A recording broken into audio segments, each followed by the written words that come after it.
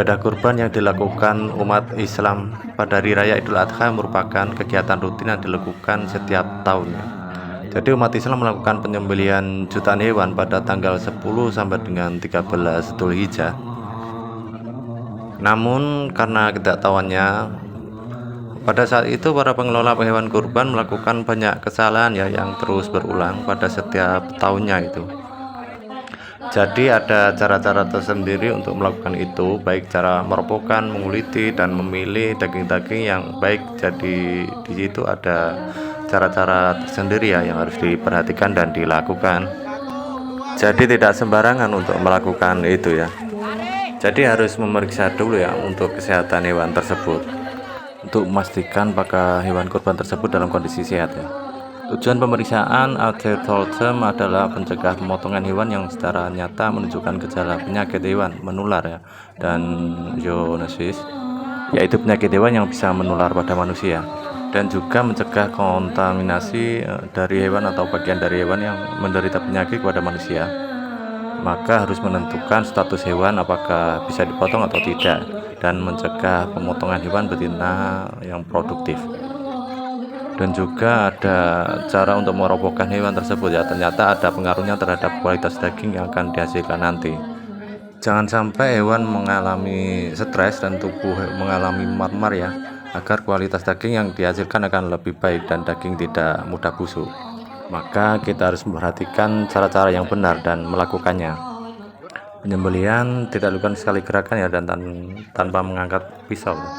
Dan penyembelihan seharusnya dilakukan sekali gerakan tanpa mengangkat pisau dari leher, dan dipastikan gerakan tersebut memotong 3 saluran, yaitu saluran nafas atau tenggorokan, dan saluran makanan atau kerongkongan, serta urat nadi darah utama di leher harusnya benar-benar terpotong secara sempurna. Pisau yang digunakan harus benar-benar tajam di sini.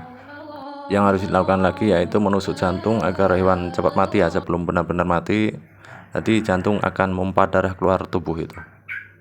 Jika jantung ditusuk dan jantung menjadi bocor, maka darah yang dipompa keluar tubuh hewan atau sembelihan menjadi terganggu sehingga hewan tersebut bisa mati seketika dan meninggalkan banyak darah yang tertahan di tubuhnya.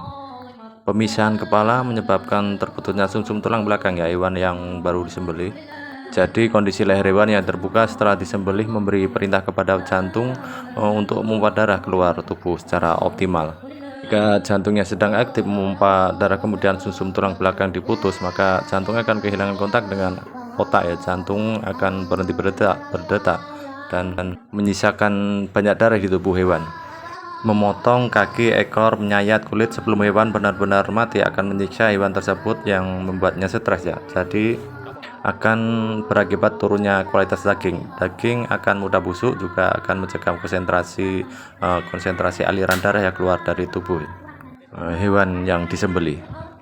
Jadi harus dilakukan pemeriksaan postmortem atau pemeriksaan terhadap hewan setelah disembelih nanti. Pemeriksaan dilakukan meliputi kondisi hati, jantung, paru-paru, limpa, ginjal, dan organ bagian dalam hewan. Apabila ditemukan kelainan-kelainan dan ada cacing hati, maka organ tersebut harus disingkirkan karena tidak layak untuk dikonsumsi. Jadi kita harus melakukan penggantungan hewan yang disembelih terutama ternak besar. Penggantungan daging akan memuntaskan pengeluaran darah lebih sempurna dan juga memudahkan dalam mengulitinya atau pengambilan dagingnya. Selain itu, proses pelayunannya akan berjalan dengan baik. Hewan yang baru dipotong akan mengalami kejang otot. Daging yang digantung akan mempermudah proses rigor mortis sehingga tekstur daging akan lebih baik dan cepat menjadi empuk nantinya. Pemotongan daging dilakukan sembarangan dan tidak memperhatikan kebersihan daging sehingga mengurangi kualitas daging itu. Biasanya daging kurban dipotong dan diolah bukan oleh petugas yang profesional atau petugas dari dinas, tetapi oleh orang yang tidak mengetahui cara pemotongan daging dan daging dipotong asal terpisah dari tulang. Maka kita harus memperhatikan alur serat daging yang menyayat dengan memotong serat bukan sealur dengan serat, menjadikan daging menjadi empuk pada saat selesai dimasak. Jika dipotongnya sealur dengan serat, maka hasil daging akan keras pada saat selesai dimasak nanti. Yang diperhatikan lagi yaitu bagian otot daging ya. Beberapa jenis daging terbentuk di atas satu otot daging. Misalnya tersusun dari 5 otot daging, tiap bagian otot mesti dipisahkan satu persatu ya, mengikuti selaput pembatas setiap otot. Barulah daging tersebut disayat menyamping mengikuti arah jalur serat daging. Selain itu, proses pemotongan seharusnya dilakukan di atas meja ya, bukan di lantai, agar kebersihan terjaga. Jika dilakukan di lantai, meskipun beralaskan terpal, bakteri dan kuman dari kaki para petugas akan mudah menjangkau daging tersebut.